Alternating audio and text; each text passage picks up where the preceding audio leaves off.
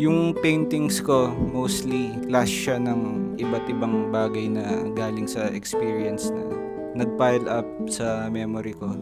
Yung memory siya yung source ng lahat ng pinipinta ko eh. Nagmamanifest siya as parang banggaan ng mga pakiramdam. Parang bumubuo siya ng parang komplikadong composition. Kutob ko, sinasalamin lang din niya yung rhythm ng makabagong buhay. Kung anong life condition yung ibigay sa akin, is yun lang din yung maproproduce kong images. Tingin ko wala ka namang kawala dun eh. Ang dami na ding layer ng realidad na ginawa ng mga tao. Tingin ko sinusubukan ko lang din mag-make sense lahat na nangyayari ngayon. Pwede mong pagsabayin yung nangyayari sa loob mo tsaka yung nangyayari sa labas.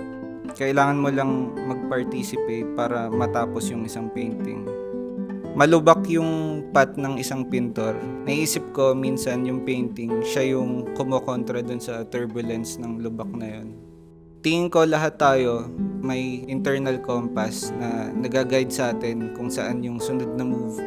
Tapos napapansin ko pag nararating ko yung lugar na gusto kong mapuntahan, magre-reveal lang ulit siya ng bagong path. Wala siyang katapusan. Ako si Jean Paul Martin, isa akong pintor.